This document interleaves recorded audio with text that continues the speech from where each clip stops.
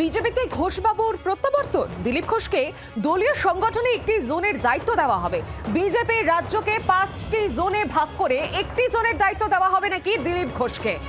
সম্ভবত কেন্দ্রীয় পর্যবেক্ষক ভূপেন্দ্র যাদবের সঙ্গে ফের বৈঠকে বসবেন দিলীপ ঘোষ। বিজেপিতে তাহলে কি ঘোষবাবুর প্রত্যাবর্তন ঘটতে চলেছে? একাধিক প্রশ্ন কিন্তু ঘুরপাক খাচ্ছে। আরো বিস্তারিত জানবো এই নিয়ে। সঙ্গে রয়েছেন টেলিফোন লাইনে প্রতিনিধি মৌমিতা চক্রবর্তী। মৌমিতা, তাহলে কি ঘোষবাবু অর্থাৎ দিলীপ ঘোষের কি প্রত্যাবর্তন, কি মনে করা হচ্ছে? প্রত্যাবর্তনের বিষয় কেন আসছে? কারণ প্রত্যাবর্তন, দিলীপ ঘোষ তো কখনো বিজেপি ছেড়ে অন্য কোনো দলে যাননি। বলা যেতে পারে যে স্বমহিমায় একটা অন্য পাওয়ার পেতে চলেছেন দিলীপ ঘোষ, সেই সম্ভাবনা শুরু হয়েছে।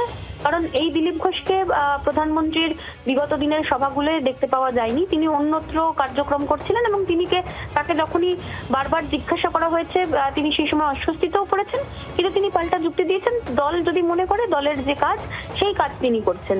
বিজেপির সঙ্গে তার সম্পর্ক কখনোই তিনি ছিন্ন করেননি বা ছিন্ন হয়নি। সুতরাং প্রত্যাবর্তনের বিষয় আসছে না।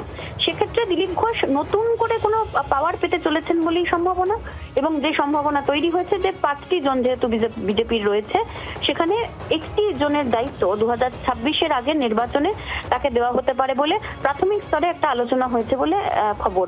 সূত্র মারফত আমরা যেটা জানতে পারছি, খুব শীঘ্রই সেই বিষয় নিয়ে চুলচেরা বিশ্লেষণ, চুলচেরা আলোচনা এবং বৈঠক হবে, এবং সেই বৈঠক ভূপেন্দ্র যাদবের সঙ্গে হওয়ার সম্ভাবনাও রয়েছে।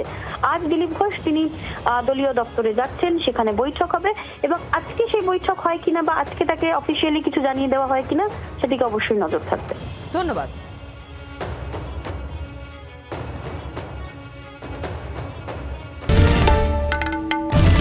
বাংলার আওয়াজ, বাঙালির আবেগ, জি 24 ঘন্টা।